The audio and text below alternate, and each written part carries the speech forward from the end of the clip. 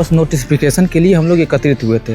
इतना दर्दनाक हादसा हम लोग के साथ कभी नहीं हुआ था। तो क्या अभ्यर्थी उग्र हो गए थे पढ़ने वाले की लाठी चलाना पड़ा इन लोगों को, या पेन लेके आप लोग खड़े थे और लाठी चल गया? बस पेन लेके खड़े हुए थे, लाठियां चल गई, बरस गई हम लोगों के ऊपर। ये भी नहीं देखा गया कि कितना दर्द लेके लोग 2 साल से बैठे हुए हैं। पूर्व शिक्षा मंत्री थे, हम लोगों को 1 दिन 2 दिन आजकल मतलब सब झूठ बोला गया, और झूठ बोल करके 2 साल 2.5 साल ऐसे बिता दिया गया, कितनों का एज चला गया।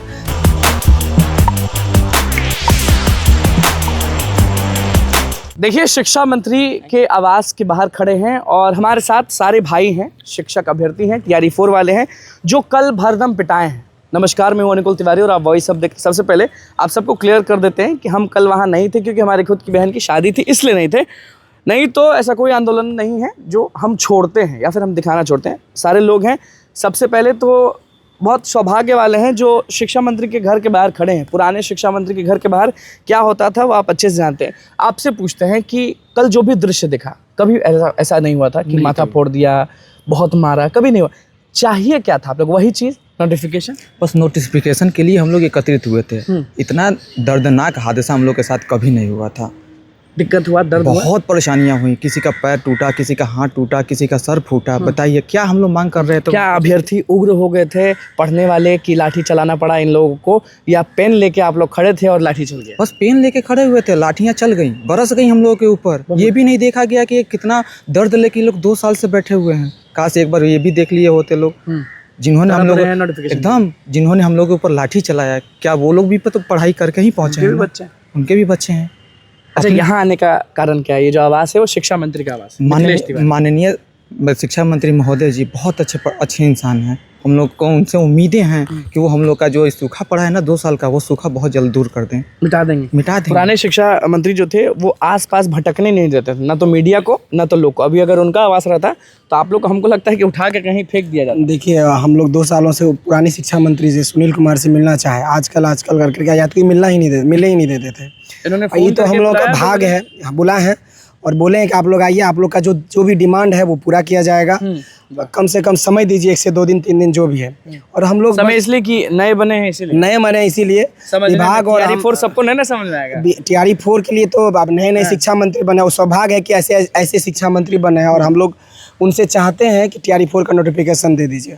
और हम ये भी कहते हैं, अगर जिस तरह से कल बर्बरतापूर्वक हमारे छात्र नेता को गिरफ्तार किया गया, उसके दिलीप को गिरफ्तार किया गया, अभी तक नहीं छोड़ा गया है।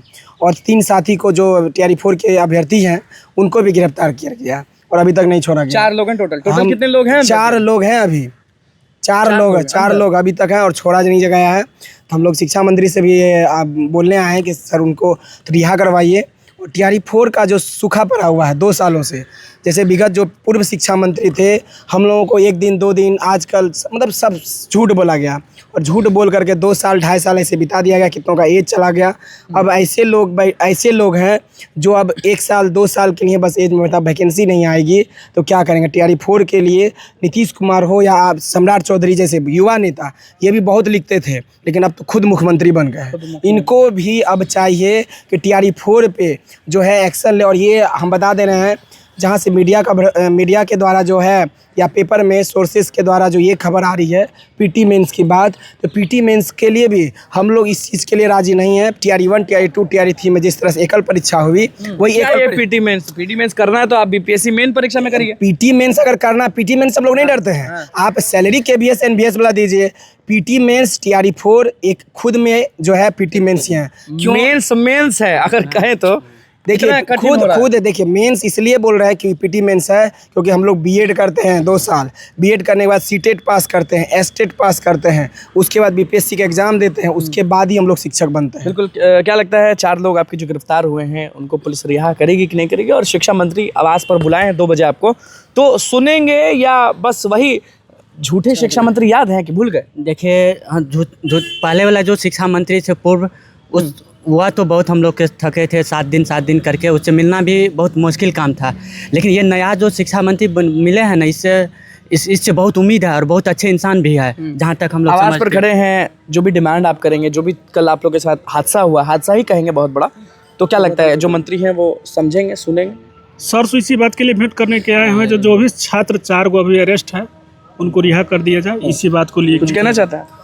बोल रहे हैं। और ये जिस तरह से कल तानाशाही सरकार, जिस तरह से हम लोग एक छात्र हित में एक आंदोलन ही रखे थे और हमारी मांग यही थी, जिसे तब बीपीएससी बोल रही थी, पॉडकास्ट के द्वारा बोला गया 23-24 को जो हम लोग फॉर्म भरवा लेंगे। आज तो ये भी नहीं होता था, अब पॉडकास्ट निकालते हैं। और बताइए, पहले हम सुनील कुमार को झूठा मंत्री बोलते थे, अब तो बीपीएससी खुद चोर है, झूठा मंत्री है। बताइए, वो लोग भी ठगने का काम कर रहे हैं। कुछ समय और देखिए, समय जो है वो ऑलमोस्ट हो ही गया है। बस मान लीजिए कि 1-1.5 घंटे के बीच में शिक्षा मंत्री जो हैं वो यहाँ पर पहुँच जाएंगे और शिक्षक अभ्यर्थियों को बुलाए हैं अपने आवास पर। अब देखना होगा कि क्या होता है, क्योंकि हम तो भैया पहुँच गए हैं और दबा कर दिखाने का काम करेंगे। दूसरी बात, जो अरेस्ट हुए छात्रा दिलीप हो गए, उनके साथी हो गए, उनके लिए भी ये लोग डिमांड कर रहे हैं कि जल्द से जल्द उनको रिहा करिए और नोटिफिकेशन की लड़ाई को अब ख़त्म करिए। कुछ नहीं करना है, आप सितंबर में लें, आप दिसंबर में लें, आप जनवरी में लें, एक लिखित रूप में ठप्पा लगा के आप निकाल दीजिए, उसके बाद कोई सड़क पर नहीं उतरेगा। बहुत बहुत धन्यवाद।